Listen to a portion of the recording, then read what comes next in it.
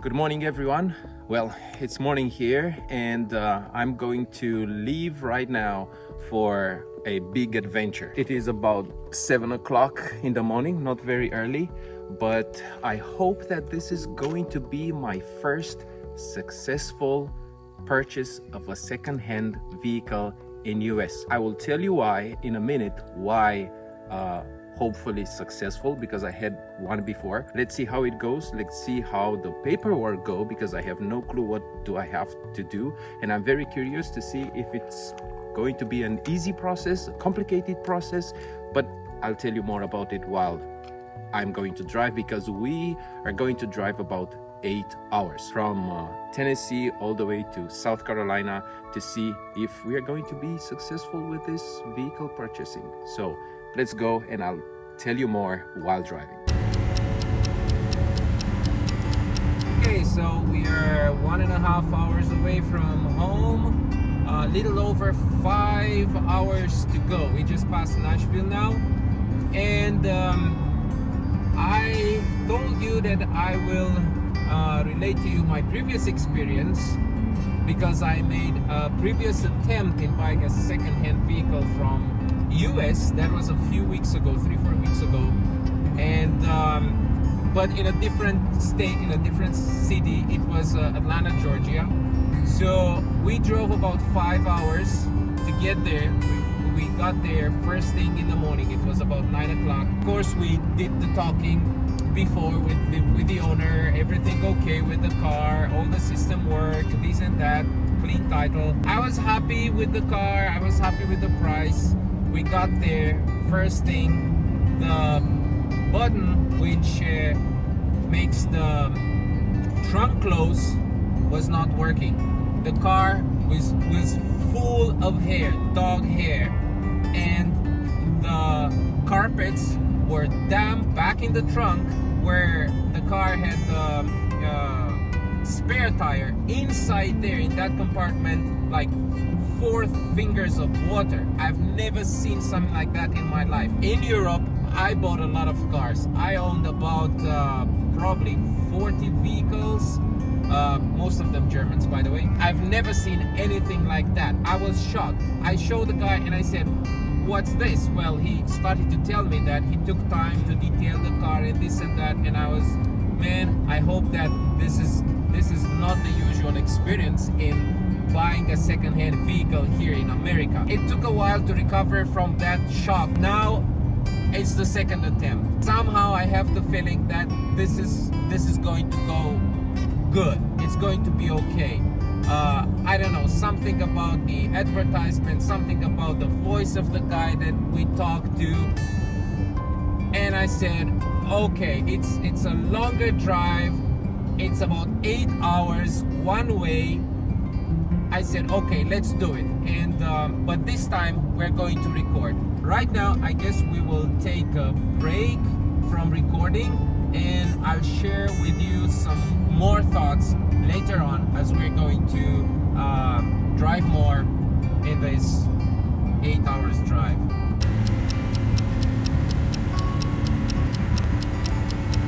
We just passed Knoxville, 2.5 more hours to go, and I'm just driving on the highway, which is boring.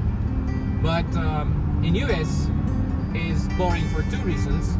In Europe is boring for 1 reason. The one reason, which is common, is that that's really not driving. The driving is when you drive on a 1-lane road and you overtake and you know, a bit more adrenaline. But here, it's just, you just hold on the steering wheel, you have the cruise control on, you just look around. Okay, sometimes you go on the other lane because you have a truck or something, and then you enjoy the scenery, but it is boring. But the second reason why the driving on the highway in US is boring is, yeah, you guessed right, is the speed limit. 70 miles per hour. That's the speed limit. What is that? That's about 117 kilometers an hour. 117 kilometers an hour? This is boring. It's like you just went out for a walk. Because, I mean, in Europe, the lowest speed limit that we have on the highways is 130, but it gets better than that because no cop will stop you if you add a maximum of 10 kilometers an hour on top of the maximum speed, which takes you to 140 kilometers an hour, which is probably about 90 miles an hour. Well, when you drive 90 miles an hour, all of a sudden you have more dynamic.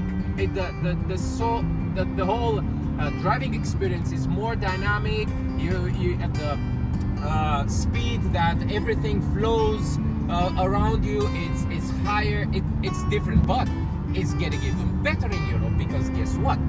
In Germany, we have highways where there is no speed limit whatsoever. You can just drive with whatever speed your engine can take you.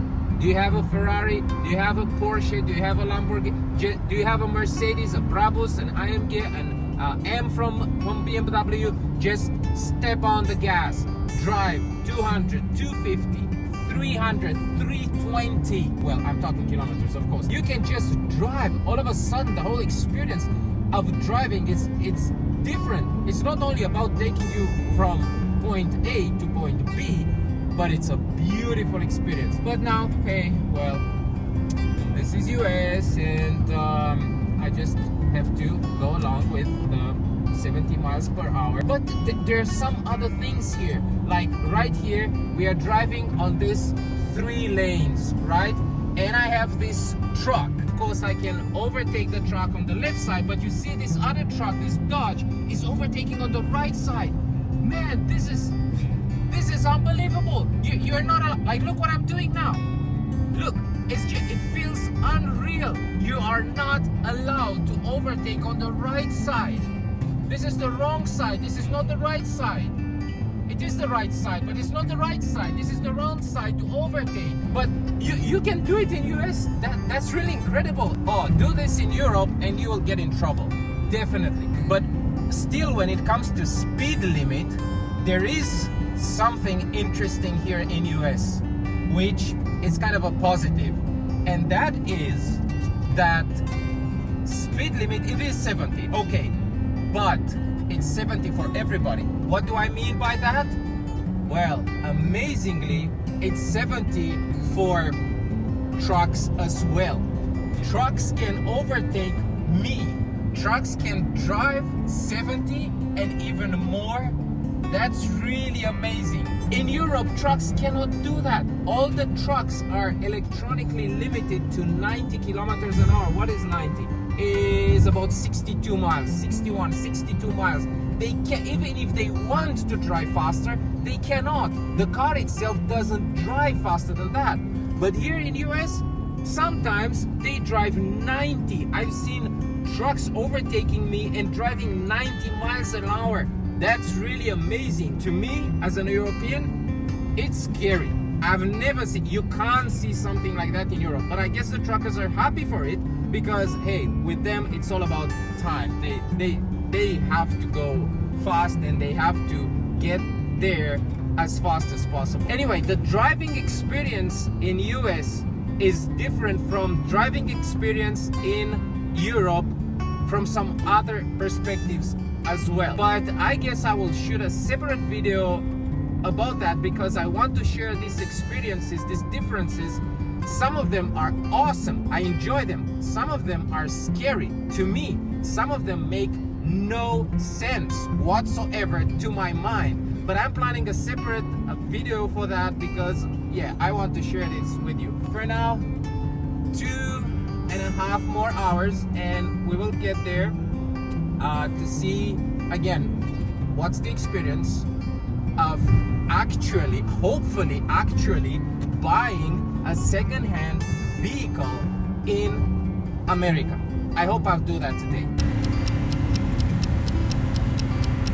Okay, we arrived in Greenville, South Carolina. We're getting very close to the meeting point.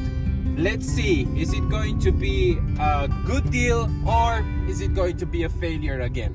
It's almost 5 p.m. Well, we use military time in Europe. Almost 10 hours since we left home, and we saw this car, took it for a drive test. Many lights on the dashboard came on just like a Christmas tree. Hey, we just had Christmas not too long ago, right? And it's nice when you watch your Christmas tree, but not on the dashboard. The guy was decent. He was willing to drive with us to a shop to hook it to a tester, and they started to tell us this and that. I guess this is my second attempt to buy a second-hand car in US, and it's a failure. Right now I feel like I'm going home and I'm going to close within the browser all the windows that I have opened to search cars, but I need a car. I guess I have about 8-9 hours to think about it. I'll let you know.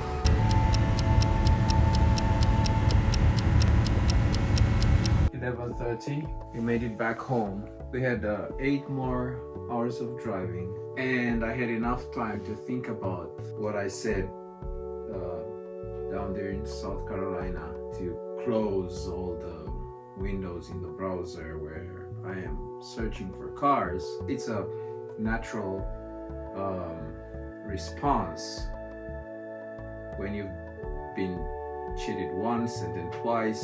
You obviously naturally tend to lose hope and confidence. But I decided to continue this experiment just for the sake of finding a genuine person who will tell me the whole story about the car, the truth about the car, without hiding anything. And simply because I decided to not lose my trust in spite of the experiences, the 2 experiences that I had, which were really bad. The first one all the way down to Atlanta, Georgia, now over 700 miles for nothing. The natural response would be to lose faith in humanity. But I decided not to do that. I decided to keep on searching and searching until I will find somebody who will prove themselves to be trustworthy. I guess it's going to be an interesting social experiment. I am sure that I will find more than one person, more than 5, more than a dozen. I hope that this will encourage you to not to lose hope and not to change yourself with respect of the way you relate to other people, but in spite of the bad and hurtful experiences which sometimes happen, to continue to push forward, to look for the good, and to encourage the good, the trust, the confidence, and the good behavior. And we will do this together here at American Saga.